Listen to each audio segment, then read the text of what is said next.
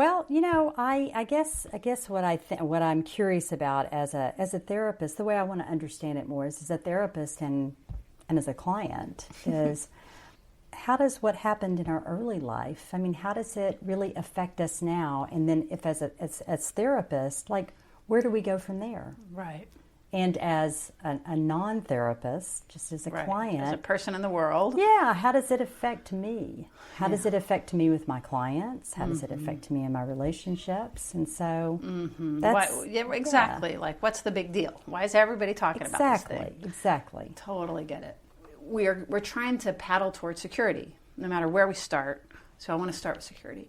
So if we basically get it right, we feel understood in the world, it's good enough environment, we're going to develop this system of security so that we, if you think of a toddler, they're holding the skirt of the mom, but then guess what happens when they feel like their battery's full? They run and play, right? What real security is this idea of going into the world and exploring. But then you get scared because something happens in the world, and guess what you do?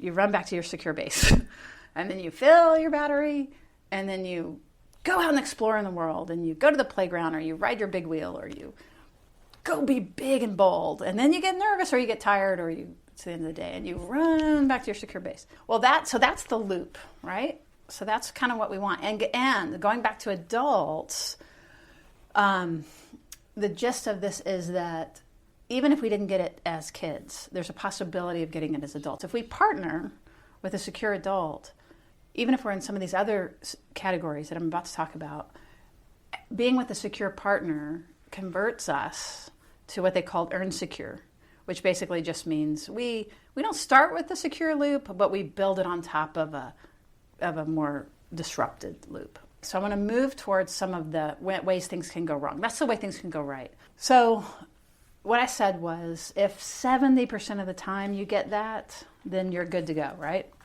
But if there's not enough reliable, attuned, sort of accurately aware person, primary, you don't need a bunch of people, you just need the person. Mm-hmm. If that's not the case, then what typically happens is we start doing, attachment behaviors, which is we signal distress, we whine, we cry, we get mad, we What did you say, attachment behaviors? What did you say? So our attachment system, if we get separated from our primary, we get upset, right? So if this isn't happening, our signals of upset begin to increase. Initially they begin to increase. Like, where were you? Like, you didn't text, right? Like, what's going on? Wait, that's not what you said, right? Like, you just, you begin to show signs of distress. And if, again, so you're seeking, you're scanning, you're clinging, right? Like, those things begin to happen. Mm-hmm. So again, if that goes well, you pop back up to the security loop. But what we're talking about now is when that doesn't go well. And when it doesn't go well, we basically fall. So let's go back to childhood. So you're a child and you fall down and no one notices, for example. So you don't have your primary person that is accurately, empathically scanning and attached and like you don't attuned. Have a primary person you don't, who pays attention. So basically what ends up happening, here's the gist of the research is that there's forms of insecurity. I talked about security. Now there's forms of insecurity, and they kind of fall into two camps. So the first camp is where that you fall, nobody notices. You cry, they're real slow to get you. I'll give you something to cry about. Right? Is that familiar from East Texas? Very, very. You're speaking my language. Believe me, it's my language too.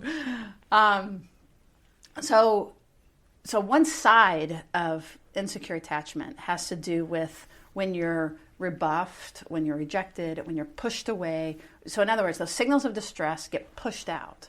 So guess what you do? If you get pushed out every time you signal distress, what do you think happens?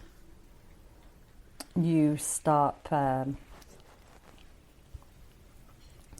showing distress. Yeah, totally, right? It would be stupid to be trying to get up on the couch as a toddler when by getting up on the couch you get pushed down, right? Like shoved away.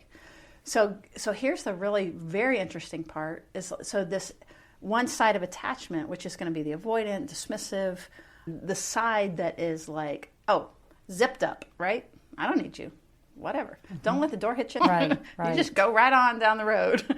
So if the distress gets you rebuffed, ignored, neglected, you know what I mean? If people miss it, and that could be for lots of reasons. It might be their own attachment histories, or it might be poverty, it might be drug addiction, it might be depression, postpartum. I don't know why, right? But for whatever sets of reasons, and we're not blaming parents here. We're not throwing anybody under the bus.